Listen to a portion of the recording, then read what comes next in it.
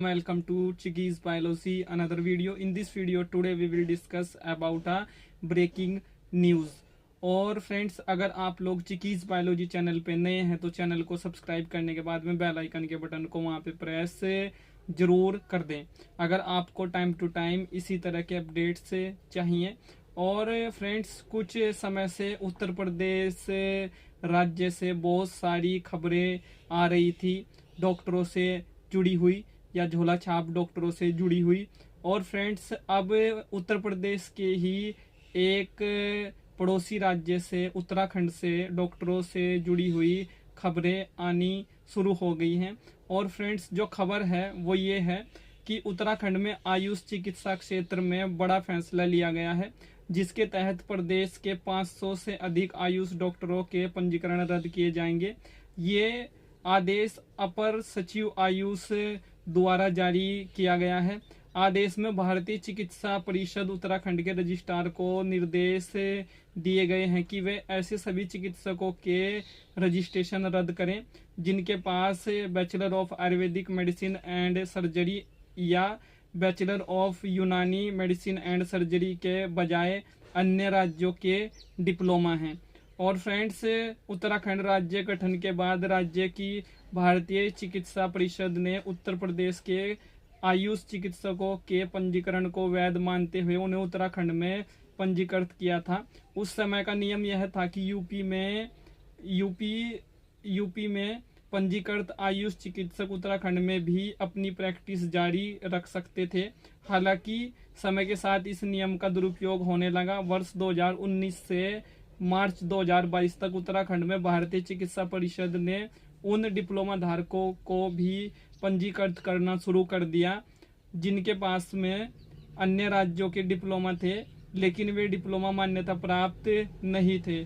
और उत्तरांचल अनुकूलन एवं उपांतरण आदेश 2002 की धारा 27, 28, 29, 30 के तहत नए डिप्लोमा धारकों को भी पंजीकरण देने की प्रक्रिया शुरू हुई।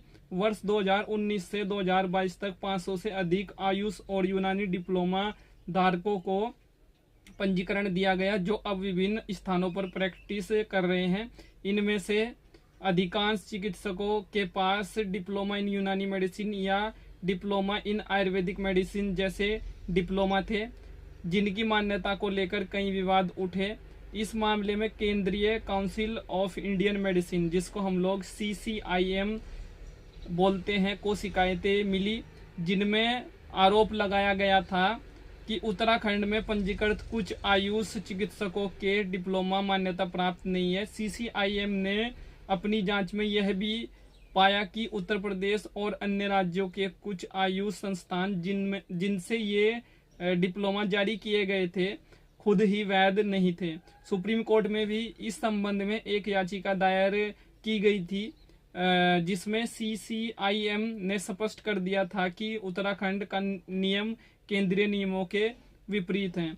आदेश और भविष्य की क्या कार्रवाई होगी, इस पे भी बात कर लेते हैं। अपर सचिव आयुष डॉक्टर विजय कुमार जोगदंडे ने इस निर्णय के आधार पर भारतीय चिकित्सा परिषद उत्तराखंड को सभी 500 से अधिक आयुष चिकित्सकों के पंजीकरण तत्काल रद्द करने का निर्देश दिया है। यह आदेश विशेष रूप से उन चिकित्सकों पर लागू होगा जिनके पास ये डिप्लोमा हैं यूनानी मेडिसिन में या फिर आयुर्वेदिक मेडिसिन में, जो अब मान्य नहीं माने जा रहे हैं। इस फैसले से स्वास्थ्य क्षेत्र में बड़ा बदलाव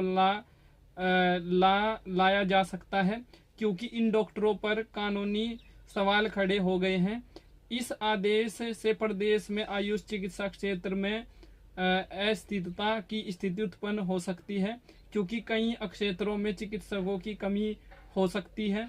हालांकि सरकार और भारतीय चिकित्सा परिषद का उद्देश्य प्रदेश में अवैध पंजीकरण को समाप्त कर मानक चिकित्सा सेवाएं सुनिश्चित करना है।